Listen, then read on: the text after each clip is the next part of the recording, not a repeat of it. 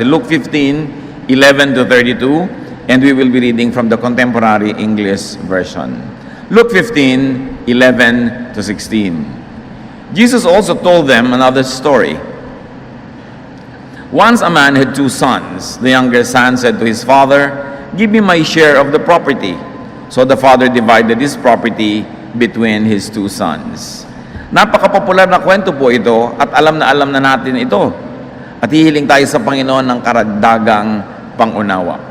Dalawang magkapatid, yung isa hiningi ang kanyang mana, buhay na buhay pa yung ama, at siya ay namuhay ng paraang masyadong maaksaya. Verse 13, not long after that, the younger son packed up everything he owned and left for a foreign country, where he wasted all his money in wild living. He had spent everything when a bad famine spread through the whole land. Soon he had nothing to eat. He went to work for a man in that country, and the man sent him out to take care of his pigs. He would have been glad to eat what the pigs were eating, but no one gave him a thing. So sobrang pagkahamak ang inabot ng lalaking ito matapos siyang humingi ng kanyang mana sa kanyang ama at namuhay ng isang makasalanang pamumuhay. Sobrang pag-aaksaya, paglustay, at naghirap. Kaya naging manggagawa na lang siya nakapagpakain ng mga baboy. So obviously, he went to a village or a country that was not part of Israel dahil ang mga Israelites ay hindi nag-aalaga ng mga baboy. At sa kanyang pagkakainggit doon sa mga baboy na kumakain sa oras, gusto na niyang kainin yung kinakain ng mga baboy. Pagamat hindi naman kaning baboy, as we know it in this country, yung kinakain ng mga baboy doon, kundi mga iba't ibang uri ng mga halaman at gulay at mga bungang kahoy na tumutubo sa mga kapaligiran. Pero pang baboy at hindi pang tao. Luke 15, 17 to 19. Finally, he came to his senses and said, "My father's workers have plenty to eat, and here I am, starving to death. I will go to my father and say to him, 'Father, I have sinned against God in heaven and against you. I am no longer good enough to be called your son. Treat me like one of your workers.'" Nahimasmasan na tauhan ang lalaking ito at sinabi niya, "Mabuti pang umuwi na lang ako sa tatay ko kahit ako maging alila doon, alipin, tagapagpakain na rin ng kung ano-ano mga hayop, pero kakain naman ako sa oras. Kesa naman, handitot na mamasukan na nga ako sa iba, gutom at gutom pa rin ako. Tatanggapin ko, kikilalanin aking pagkakamali, ang pagkakasala sa Diyos at sa aking ama, at hihingi ako ng tawad." So the son was willing to accept the consequence of his folly. Hindi siya yung hihingi ng tawad para ma-restore lahat yung dati niya mga privileges. Hindi siya magsosorry para bumalik sa dati ang lahat-lahat. Magsosorry siya dahil sorry siya, pero hindi na niya inaasahan na babalik pa sa kanya yung pribilehiyo ng pagiging anak. So tunay na tunay ang kanyang pagsisisi dahil handa siyang tanggapin ang naaangkop na parusa para rito. At galing na lang sa kanyang bibig, he was no longer worthy of the status of a son. He was now undeserving of any good thing. And now he was willing to work even just for food. Kung meron po tayong makikita sa lalaking ito, bagamat siya nagkamali ng kanyang pasya, namuhay siya sa isang paraan na hindi katanggap-tanggap sa marami, pero ang puso niya mapagpakumbaba, malambot, madaling makakilala ng pagkakamali at mapagpakumbaba para humingi ng tawad. At ang kanyang mga kabaliwan ay panandalian lamang.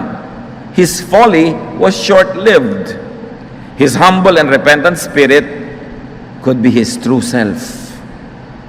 Namaring siya ay nadiliman lang ng isip, nagkamali ng desisyon na hingi ng kanyang mana at mamuhay sa maling paraan, pero hindi nagtagal. At lumabas ang tunay niyang pagkatao, na siya ay mapagpakumbaba, humble sa kanyang ama, kumikilala ng pagkakamali at handang tanggapin ang bunga ng pagkakamaling ito. Luke 15:20.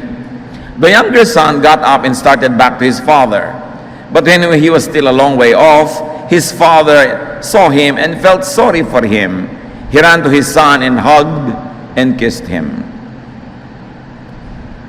So, nung bumalik ang kanyang isip sa katinoan, ay nagmadali na siyang umuwi. Malayo pa siya ay nakita na ng ama. Anong ibig sabihin? Hihintay-hintay, aabang-abang yung tatay niya dun sa daan na maaaring kanyang tahakin pagpauwi na siya, kaya malayo pa lang nakita na. At sinalubong siya kaagad-agad. Hindi siya hinintay na makarating, patakbo na sinalubong siya kanyang ama, siya iniyakap at pinaghahagkan. So father had been waiting. They were probably both grieving.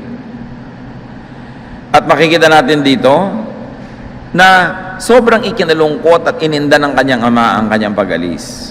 And indeed, in life, there are people who sadden a room just by living it. Napapalungkot ang isang lugar pag sila'y umaalis. And there are people who brighten up a room just by living it. Meron naman, kung umaalis sila'y nakakalungkot, meron naman pag umaalis sila, nakakatuwa at lumiligaya ang isang bahay pag sila'y nawala. Alin kaya tayo dun? Luke 15:21. The son said, Father, I have sinned against God in heaven and against you. I am no longer good enough to be called your son. Alam na alam ng lalaking ito ang pagkakasala niya sa Diyos sa langit, sa Ama na nasa langit, at sa ama niya na panglupa. There was acknowledgement of his mistake, of his error, of his sin. And sweet and nice talaga siya kahit may lapses, kahit may pagkakamali. Siya yung sweet type ng anak na malapit, kumikilala ng pagkakamali, at ngayon ayaw na niyang bumalik pa yung dati niyang mga pribilehiyo dahil kumbaga ay nilustay na niya yun. Luke 15:22. But his father said to the servants, hurry and bring the best clothes and put them on him. Give him a ring for his finger and sandals for his feet.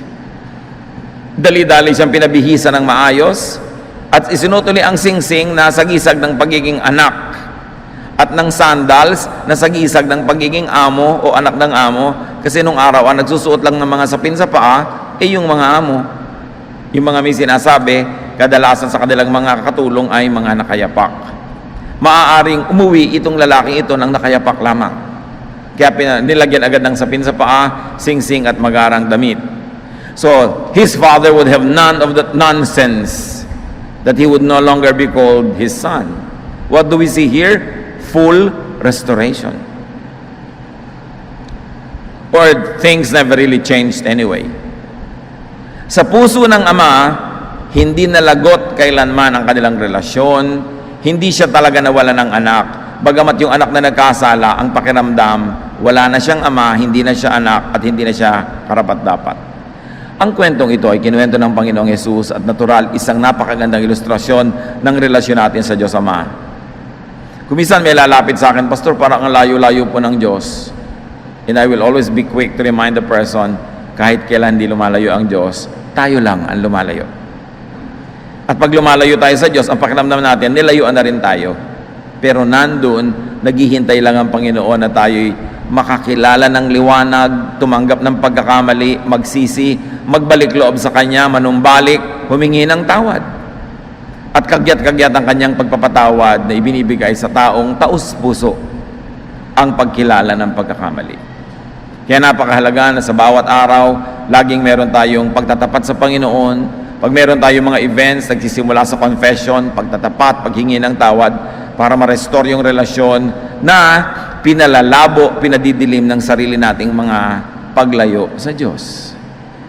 Nakita natin dito, hindi lang ang karakter ng anak, kundi ang karakter din ng ama. Na yung ama ay hindi nanumbat, hindi nagtanim ng sama ng loob, hindi naningil ng utang ng anak, kundi nagpatawad agad, at yung hindi hinihingi, ibinigay pa rin. Luke 15:23-24. Get the best calf and prepare it, so we can eat and celebrate. This son of mine was dead, but now he has come back to life. He was lost, and has now been found. And they began to celebrate.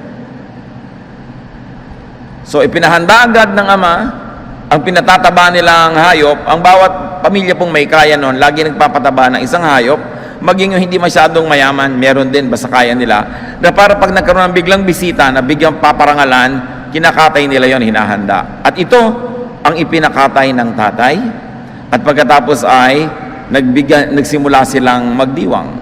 There was a party. So now what do you say? More expenses for the son who spent it all. Ang dami na nga nitong nilustay, siya pa ngayon ang gagastahan na naman ng ama para ipagdiwang. Again, a clue to God's character. Na hindi tinutuos ng ama kung paano tayo kuminsan naglulustay, kung paano tayo namumuhay ng mali, kundi ang mahalaga sa Kanya, yung natatauhan tayo, nagkakaroon ng kaliwanagan, humihingi ng tawad, at nanunumbalik sa Kanya. Napakaganda ng kwentong ito dahil meron pang isang anak At maraming mga tao, kailangan mag-isip, alin ba ako, yung anak na panganay o yung bunso na ito na nagkamali pero humingi ng tawad. Luke 15:25 to 28.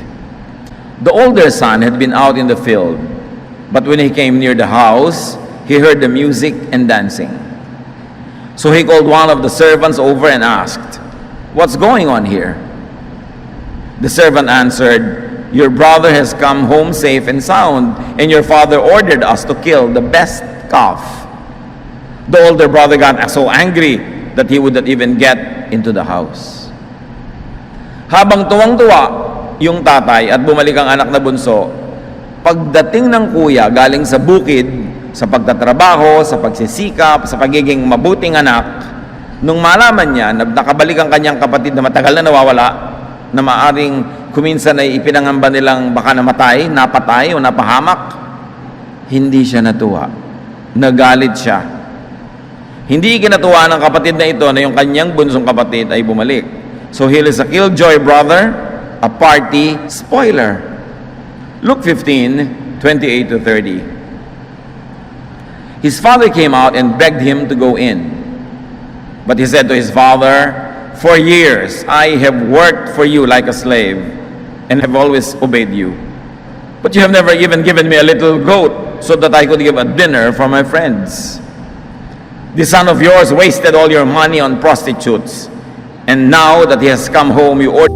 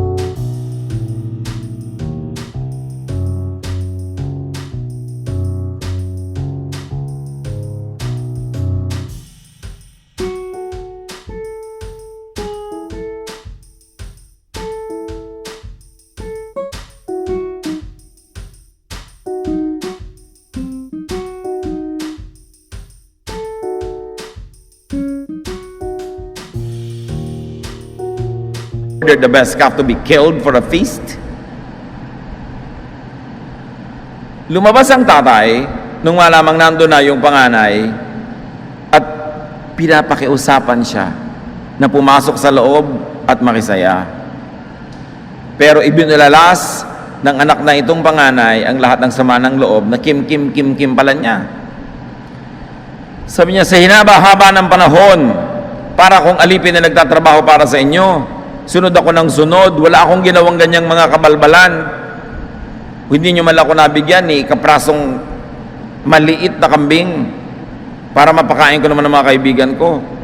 Pagkatapos itong anak ninyong waldas na yan, sinayang lahat ang inyong pera sa mga masasamang babae, uuwi-uwi siya, yung pinakamataba pa nating hayop, yung pinakamaganda ang inyong kakatayin para sa isang pagsasaya." So anong sinasabi ng kuya? I deserve that party. I am the deserving one. I am the deserving recipient. So anong kasunod? Kwentahan ng mga nagawa niyang mabuti, sumbatan. So what do you see about him? That he was not really that nice, though he seemed so. Nasa loob pala ang kulo. Mga kapatid, isa tayo sa dalawang magkapatid na yan. Merong mga parang mga walang kwentang ugali, parang mga pabaya, Pero mababa ang loob. Malapit ang loob sa magulang, hindi nangingiming lumapit kahit nagkasala, bagamat humihingi ng tawad. At meron naman na napaka-righteous, laging correct, laging tama, laging maganda ang ginagawa, laging kapuri-puri, pero yun pala sa kalooban, ang dami-daming kinikimkim na sama ng loob. Lagi palang tama ang ginagawa niya, pero hinahanapan niya ng katumbas, ng kapalit. At yun pala, kahit laging kasama siya ng tatay niya at hindi siya naglalayas, malayo naman talaga ang loob. At alam ng Panginoon yung ganon. Parang yung panahon ng Panginoong Jesus, may mga taong makasalanan na itinatakwil ng lipunan, at yun ang mga tinanggap ni Jesus at minahal. At may mga taong relihiyoso na laging tama, laging correct, laging righteous, pero yun ang laging napagalitan ni Jesus. Kasi yung pagpapakatama pa nila at pagpapa-perfect, yung kalooban naman pala nila malayo talaga sa Diyos at mapagmataas, at sa katunayan ipinagmamalaki pa nila ang kanilang pagiging tumpak.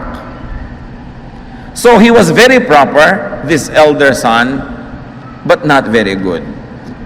Luke 15:31, his father replied, "My son, you're always with me, and everything I have is yours." Anong nakita natin dito sa sinabi ng tatay? Pareho lang naman kayo magkapatid Pareho ko kayong anak. Ang mga ari-arian ko inyo rin. Bakit hindi ka humingi?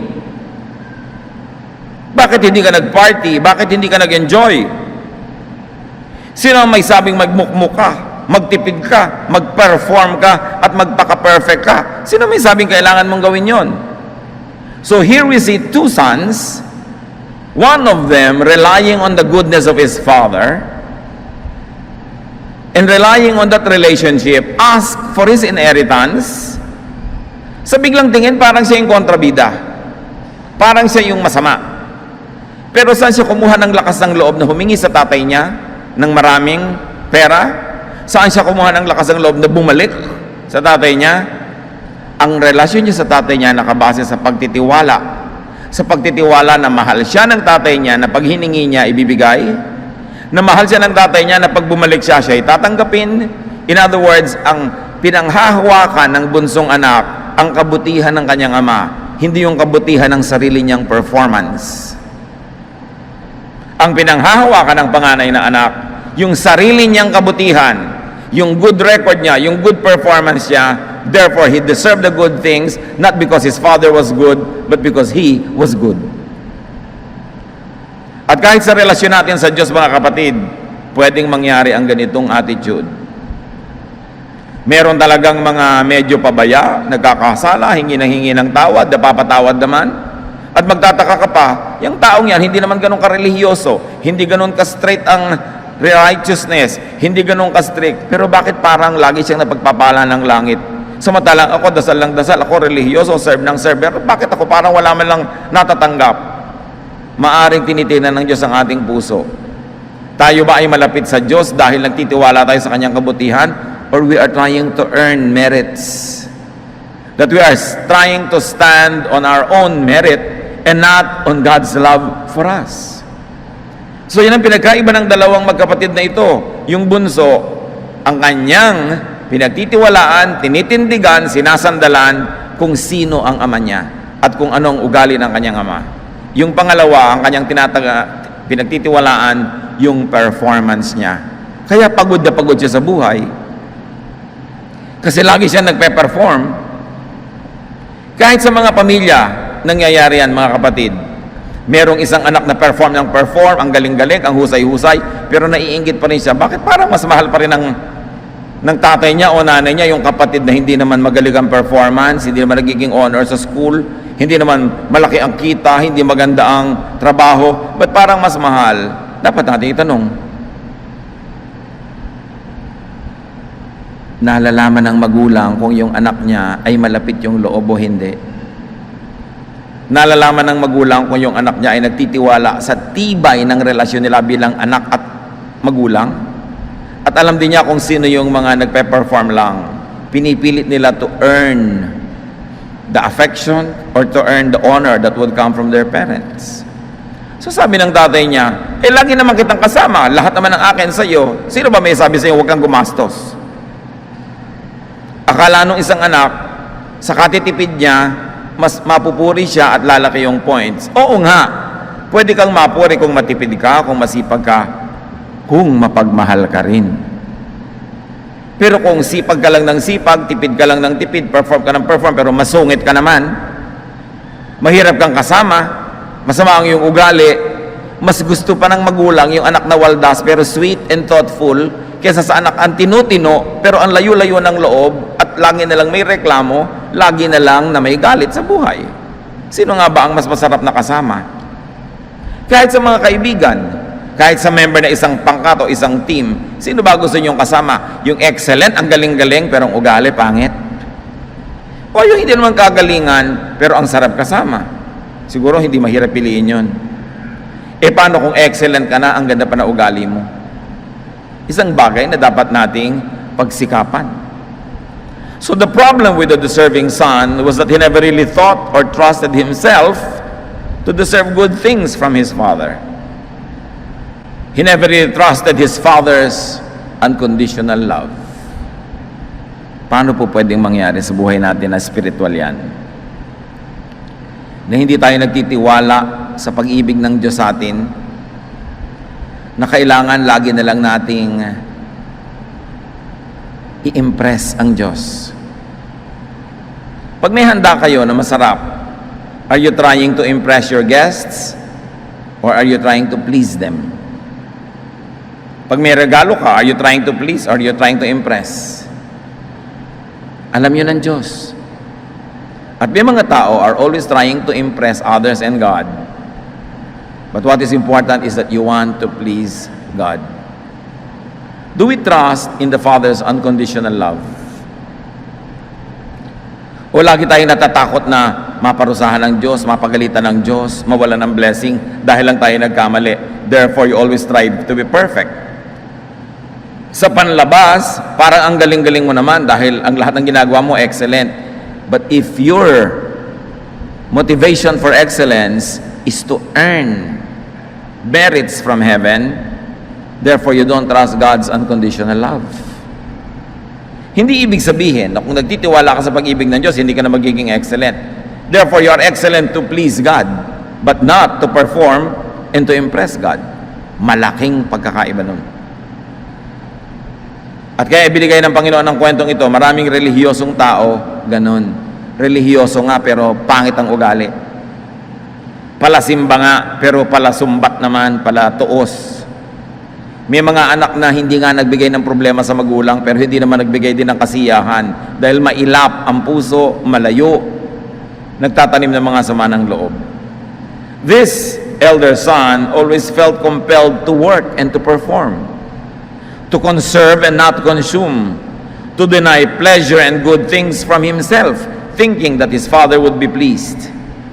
Sa palagay nyo ba, ikatutuwa ng Diyos sa langit na lagi mo nalang tinitipid ang sarili mo, hindi ka na kumakain ng masarap, hindi ka na nagpapahinga, hindi ka na gumagawa ng mabuti para sa sarili mo? Sa palagay nyo, ikatutuwa ng Diyos, anong iisipin ng Diyos sa'yo? Hindi mo ba pinagtitiwalaan ng pag-ibig ko? Do you think I don't want you to enjoy life? That I don't want you to have fun, to have a good life? Pag lagi mo na lamang na pinahihirapan ng sarili mo at ang iyong iniisip ay katutuwayan ng Diyos, anong tingin mo sa Diyos? Sadista? Kaya marami pong relihiyoso na criticize ang Panginoon, napagalitan, kasi hindi sila nagtitiwala sa grace ng God. They always work to try to earn points in heaven. But if you're real working, not to earn points, but to please God, actually, you earn points without trying. Pero tinitingnan natin yung ating motivation. Marami sa inyo mga magulang, sino talaga ang nasasabing paboritong anak? Di ba yung thoughtful? Yung naaalala kayo, galing sa school, may uwi-uwi man lang sa inyo kahit isang bayabas. Nagpunta kung saan na masyal, may uwi sa inyo kahit na kabibe. Yung naaalala kayo. At isa pa na tinatawag ko minsan na paboritong anak, actually yung very weak, yung talagang laging mali ang ginagawa. Hindi favoritism yon, parental love that is protective. You give more to those who need more. Pero yung parang self-sufficient ka, kaya mo lahat, parang sinasabi mo sa magulang mo, hindi kita kailangan. Usually, yung pa nga ang hindi masyadong nagugustuhan. kung aaminin ng mga magulang ang nadarama nila.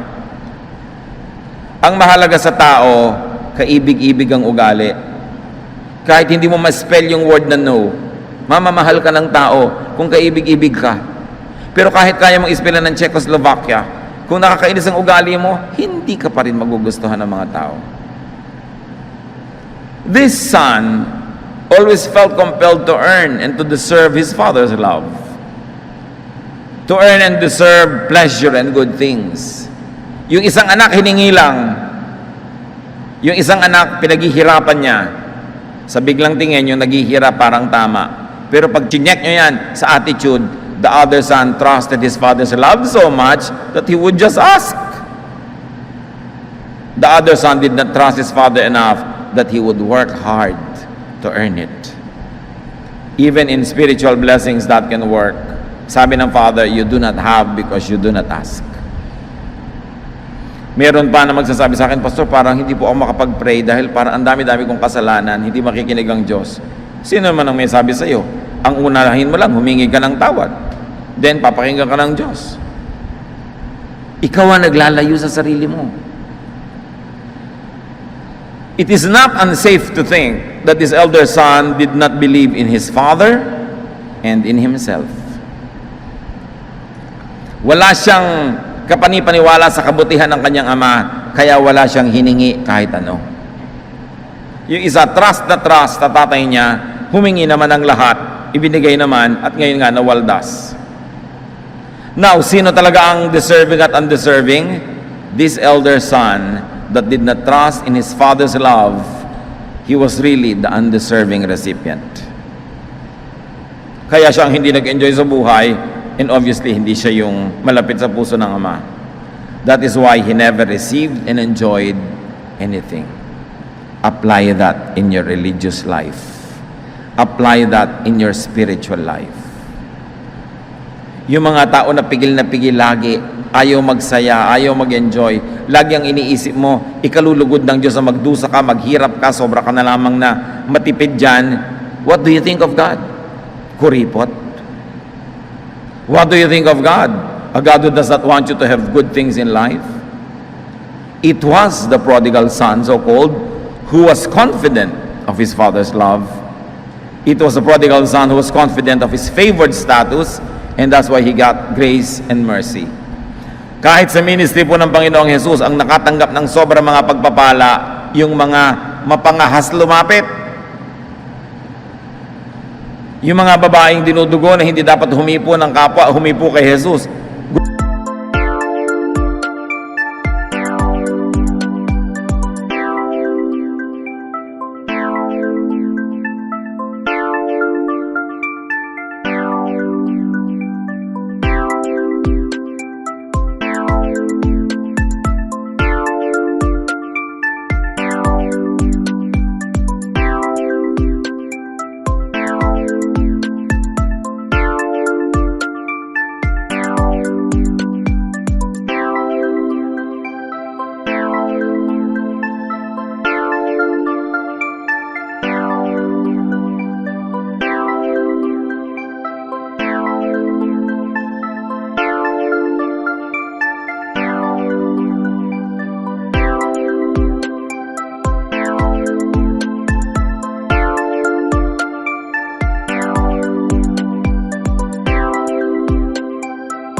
Gumaling yung babaeng Syrophoenician na hindi Hudyo. Sabi niya, pagalingin niyo po ang anak ko. Sabi pa nga ni Lord, pinadala lang ako ng Diyos para sa mga Israelites. Sabi niya ganon, hindi para sa mga aso. Kasi para sa kanila noon, yung mga non-Israelites, non-Jews were aso. At sabi ng babae, kahit naman po aso, nakakahingi kahit konti. So bigyan niyo na po ako. Sabi ni Lord, I have never seen such faith in Israel. So papagalingin ang kanyang anak. Lahat ng mga nangahas, lumapit sa Panginoon, kahit hindi Hudyo, pinagbigyan. Hindi sila deserving, pero ang pinagtiwalaan nila yung kapangyarihan at pag-ibig ni Jesus. Sino mga hindi naglapitan at hindi humingi, yung mga akala nila they were enough, good enough. Sila yung mga Pharisees, sila yung mga religious leaders, sila yung talagang nakatanggap ng pinakamasasakit na salita ng Panginoon. Dahil ang pinanghahawakan nila yung sarili nila, yung performance nila. Ano ba tayo mga kapatid? Performance-based o God's grace-based? In effect, he was the one who was truly deserving of grace. Yung nagwaldas. Tulad din nung mga makasalanan na naglapitan kay Lord. Si Zacchaeus, inimbita pa ang Panginoon sa kanyang bahay. Yung mga tax collectors, mga sinners, iniimbita nila ang Panginoon sa kanilang bahay at doon lagi sila may mga kainan at mga pagsasalo-salo. Not because they thought they deserve it, but because they knew that Jesus was gracious enough to accept their invitation. Napakalaki ng application sa ating buhay dito. Kaya kuminsan yung mga relihiyoso ang pinakamahirap kasama sa buhay. Dahil wala silang ginawa kundi mag-perform and expect all others to perform like them. At the end of the day, they're very tired and they don't get anything from God because they depend only on themselves. This younger son never felt compelled to earn his status. He never felt forced to perform or to deserve his sonship. He was a son, period. Malaki ang pagtitiwala niya doon. Ganun ba ang pagtitiwala natin sa ating Ama sa Langit? Humihingi ka kahit hindi ka deserving. Wala naman talagang deserving kung tutuusin eh. Meron lang marunong magdala, merong marunong magtanim ng maganda, merong marunong magsukli. Pero kung ikukumpara yung kadakilaan ng Diyos, sa kawalan natin ng kadakilaan, nobody really deserves. So you rely only on your relationship with God. You rely only on God's goodness and grace and mercy. And you don't judge others who perform less than you in your own standards, by your own standards. He was the one who really believed, this younger son. He had faith. He did not depend on good works, but in his father's goodness and in their loving relationship. Surely you will find great applications in matter of salvation. The salvation is received freely from the grace of God, that it is not earned. And there are people who are trying to work all their lives to earn it, but never will earn it. Because the goodness of God is given for free. It is never a repayment for your goodness. Because the Bible says that even our best deeds are just like filthy rags. Kahit ano pa yung pinakamatataas nating nakakamit, nagagawa, para lang marunuming basahan yan kung ikukumpara sa kaluwalhatian ng Diyos. So nagdiwang ang Ama dahil bumalik ang anak. At sinasabi rin sa Biblia, nagdiriwang ang mga anghel sa langit kung may isang makasalanang nagbabalik loob. Mas ikinatutuwa ng langit yung isang nalayo, nagkasalang, nagbalik loob, kesa doon sa isang laging nandyan, laging tama, laging proper, pero ang layo naman pala talaga ng loob at self-righteous pa nga. Luke 15:32, but we should be glad and celebrate. Your brother was dead, but now he is alive. He was lost and has now been found. Napakaraming layers of application. In other words, kung masasabi lang ng tatay, read my lips, you are the one still lost and has yet to be found. Lagi kang narito sa bahay, hindi ka umalis, pero ang totoo, wala ka naman dito. Ang layo-layo din ang loob mo. Mabuti pa yung kapatid mong nalayo yung katawan, pero narito lagi ang puso, kaya tingnan mo, dito rin bumalik. Ang mahalaga sa Panginoon yung puso. Mga kapatid, anong lesson dito? Pag may nagkasala sa atin, nagkamali, at nagsorry, tanggapin nyo na. Pag nagbabalik loob, tanggapin ang pagbabalik loob. Ito ang ipinakitang example ng Panginoong Yesus. And of course, this Father here in the story is representative of the Father in heaven. Na kung may nagkakamali sa atin at talagang maraming nagkakamali, sino ang talagang mahalaga? Yung nagkamali na natauhan at nagkaliwan ng kaliwanagan?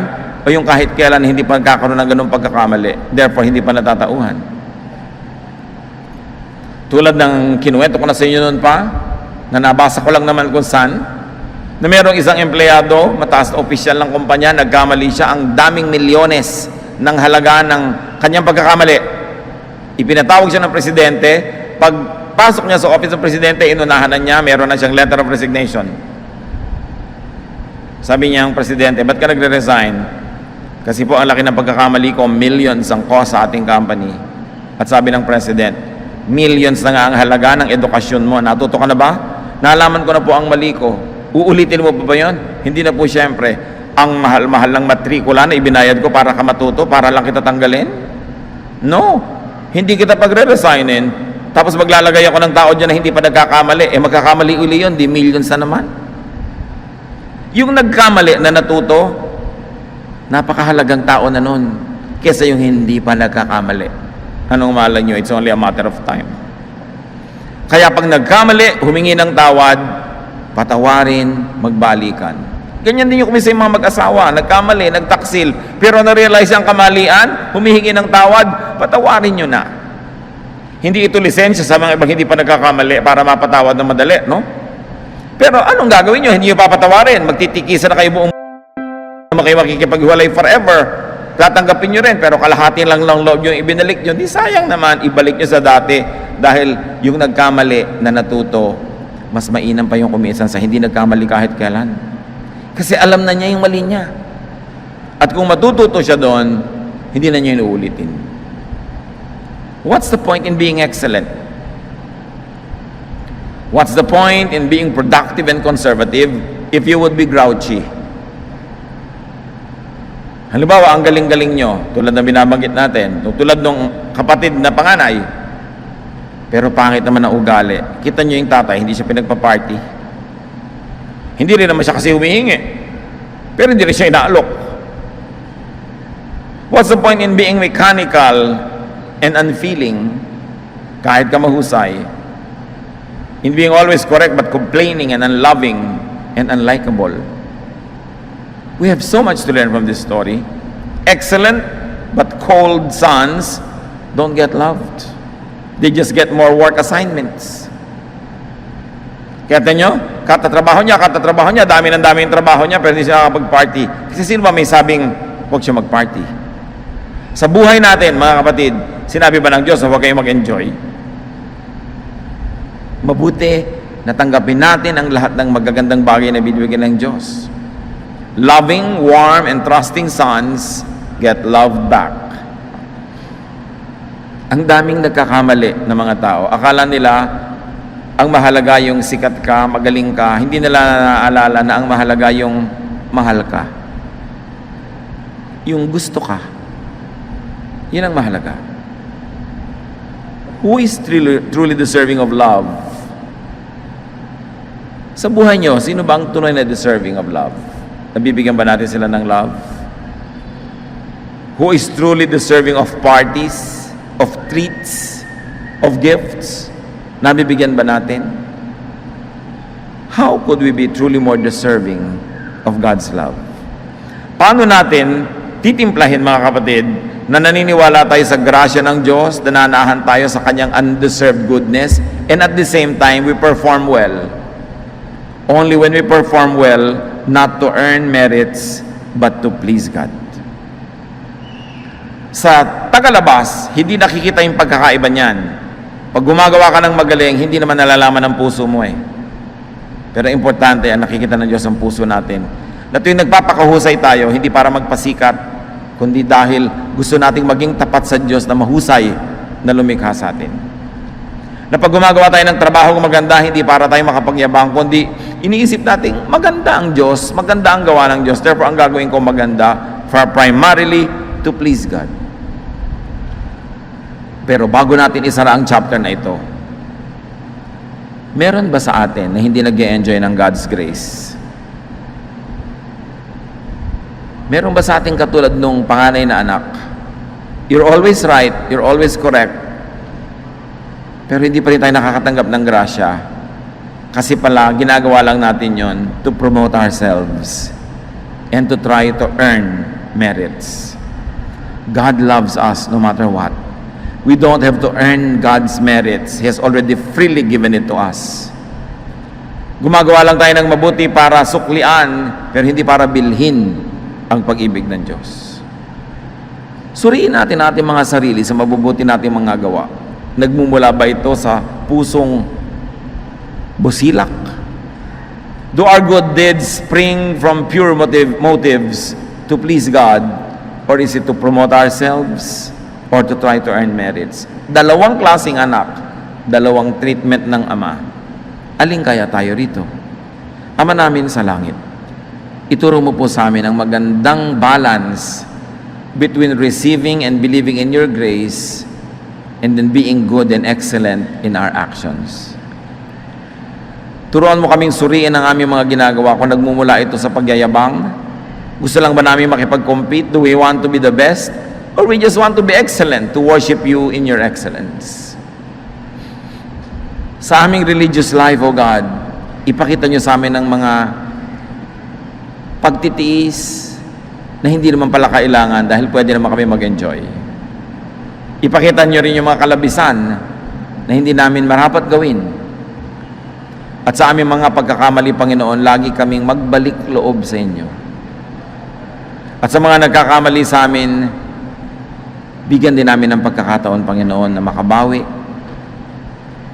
Ibalik namin ang aming pagtitiwala tulad ng pag-ibig mo na walang patakaran.